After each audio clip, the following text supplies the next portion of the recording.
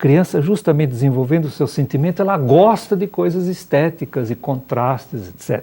Né? No colegial, não. Aí começa, continua a atividade artística, mas aí começa o ensino puramente intelectual, porque depois da puberdade, no terceiro setênio, o pensamento está livre, libertou-se, e agora ele pode ser dedicado a coisas puramente abstratas. Sabe que eu visitei a fazenda Demétria? Sim. Lá em Botucatu. Estância Demétria. Estância Demétria, né? Que é da Sociedade Antroposófica, e dentro tem uma escola Waldorf, né? A escola haitiara do campo. E eu fui visitar a casa de uma pessoa, que os filhos eram jovenzinhos, e eles estavam terminando um trabalho que eles começaram quando começaram na escola.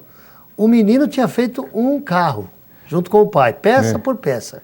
E a menina tinha feito uma casa com palitos de fósforo, que a mãe ajudou. Então, os pais participam também na educação Waldorf? É muito importante. E existe todo um estilo Waldorf. Eu gostaria, por exemplo, de mostrar uma bonequinha Waldorf.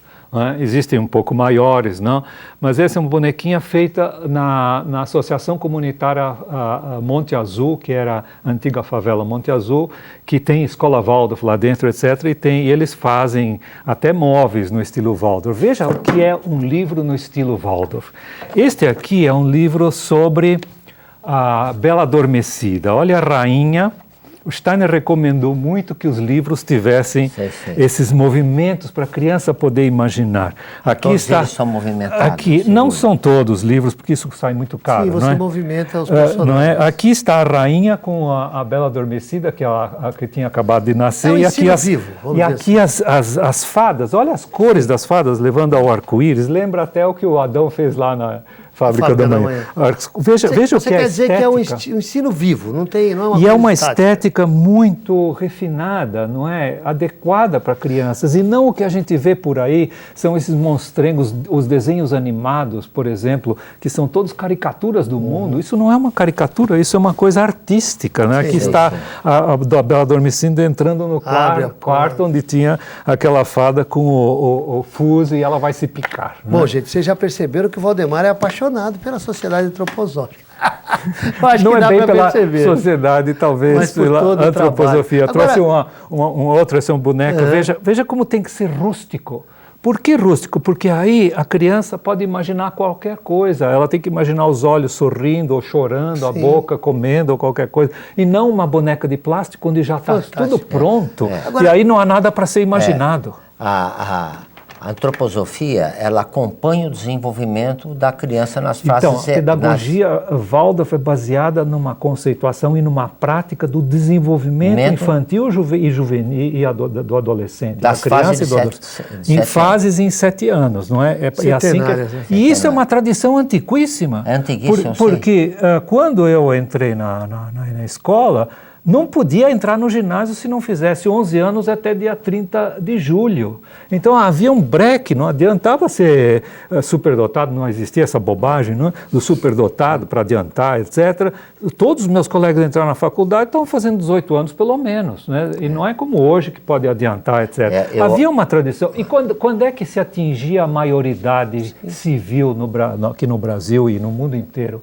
21 anos. Isso é uma tradição muito antiga, com uma sabedoria profunda que foi perdida e agora isso foi abandonado. Zanarotti, você quer falar alguma coisa? É o fim o 21 é o fim do terceiro setênio. No terceiro, eu acho, foi muito bom, eu me apaixonei pela antroposofia, isso por volta de 1965, por aí, foi quando eu me curei de uma enfermidade.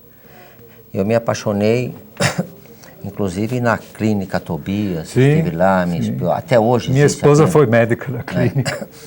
Então, sobre a escolaridade, no primeiro 7 anos, você deixar a criança desenvolver o descobrimento. Através do brincar. A brincadeira então, é o mais importante. Até os 7 anos tem que brincar.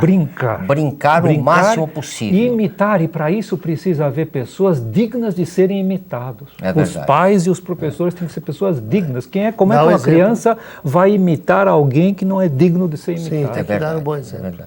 Já no segundo 7, ela tem um amadurecimento, porque ela brincou, ela tem aquela energia, e são as fases da vida. Aos 7 anos existe, aos 0 anos existe o nascimento do corpo físico do da corpo criança. físico. Aos 7 anos existe o nascimento da parte não física da criança, de um dos membros, o mais inferior deles. E isso é mostrado pela troca dos dentes. Então existe todo um teste que se faz, que não é intelectual, para saber Você sabe se a o que criança o Zanarotti gosta? Da medicina antroposófica. Vamos falar sobre ela. Fala um pouquinho. Fala um pouquinho. Talvez não tenhamos muito Inclusive, tempo está lastreado hoje, mas... em cima da Veleda, né? Existe uma Veleda, indústria. Veleda é um dos laboratórios farmacêuticos que produzem medicamentos antroposóficos. Antroposófico, E são, muitos deles são comuns à homeopatia, mas eles são preparados de uma maneira diferente. Qual a diferença entre a diluição, a potenciação também é diferente. Qual a diferença entre a medicina convencional e mesmo homeopática e a medicina antroposófica? Básica. Bom, temos que se distinguir entre as três, mas a medicina tradicional usa apenas o que nós temos de morto dentro de nós, que é o nosso corpo. Certo. Que é vivificado por algo que não vem dele, senão ele não teria vida. Perfeito. Certo? Então, a medicina só trata com as coisas mortas, tira uma célula, põe embaixo do microscópio, e aí o que acontece? Não é mais a mesma célula. Ela só é aquela célula com aquelas funções, com a sua vida, quando ela está no seu conjunto, claro, e não fora. E a medicina faz isso. Não se deve negar de maneira alguma as contribuições fantásticas da medicina, principalmente em termos de diagnóstico. Né? Não se deve negar absolutamente. O Steiner admirava muito a medicina, mas ela teria que ser complementada. E é isso que a medicina antroposófica é. É uma medicina complementar. Todos os médicos antroposóficos se formam primeiro na medicina clássica e depois vão fazer uma especialização em medicina antroposófica, como minha esposa, por exemplo, fez na Suíça, né, onde ela nasceu. E a medicina antroposófica usa medicamentos tirados só da natureza, não são artificiais, não são sintetizados, porque quando você sintetiza um elemento ativo, você deixa de ter todo o entorno que havia dele numa planta, por exemplo, ou até num órgão de um animal. Não é? O senhor falou da Veleda. Existem mais 2 laboratórios. Existe um outro mundial também, que se chama Vala, que usa um outro método. E existe um terceiro, prestem atenção, uma invenção brasileira de um casal de farmacêuticos, o Flávio e a Marilda Milanese, que se chama Sirimin.